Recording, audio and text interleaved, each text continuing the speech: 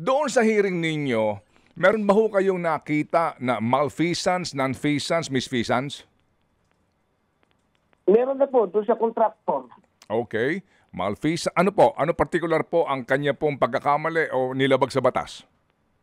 Hindi ho nagpa-function talaga yung sunog apong pumping station up to now. Kaya lang, sinabi po na kasi sa akin ng DPWH, tinatry nilang i-repair. Kasi ang sinasabi nila, naintindihan ko naman din, kung 744 million yung pera, paano sila ng repair kagad, magre-request ng for repair na pera, siyempre paganahin mo muna yung 744 million. At yun po mas inantay ko na paganahin talaga nila ng paganahin hanggang sa time na hindi nila mapagana na. Yung nga po, no? So Congressman, kumbaga ito ho yung sitwasyon. Naunawaan namin, hindi kayo ang proponent nito, natatnan nyo lang po ito, etc. Ngayon po kasi ang sitwasyon, nagtayo ang DPWH, kumuha ng kontraktor, gumasta po ng 700 plus million sa proyektong hindi gumagana. So ang tanong natin, ano ba ito? Meron ba ditong malfeasance, misfeasance, nonfeasance? Meron ba pagkakamali yung contractor DPWH hindi ginawa ang kanilang tungkulin kaya lugi ang taong bayan? Kasi po kaya yan ang tanong ko, kayo po naman magkaalyado ni Congressman Joel Chua na Committee Chairman po on Good Government and Public Accountability.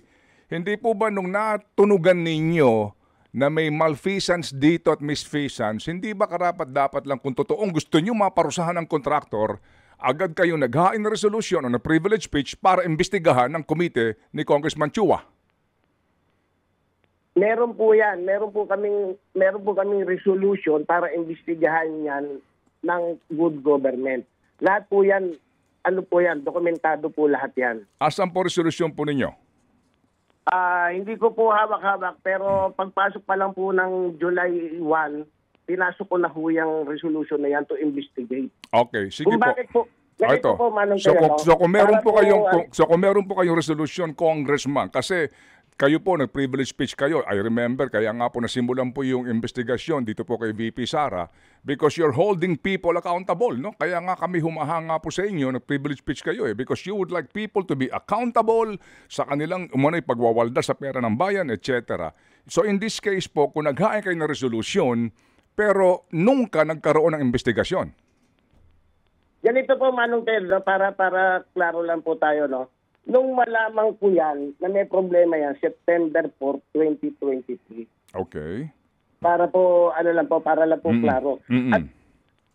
At during the hearing po, nung nag-hearing na kami, tinanong ko na po, tinaalam ko na rin kung sino may obligasyon dito.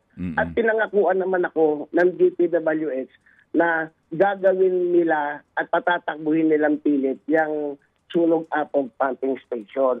So ako po bilang congressman at ako po nakatira talaga dito sa lugar na to sa Tondo, inaantay ko pong gumana talaga yan. Oo nga po, yes Congressman, inyo po nasabi na yan. Kaya nyo Hindi po, saglit lang po, kaya po kung iniisip nyo bakit ang tagal nung pagdating po ng 2024, nung nakaraan, pumagyo po ulit at hindi pa rin gumagana. That's the time po na sinasabi sa akin ng DPWH na pupondohan na nila dahil hindi na makukuha sa repair.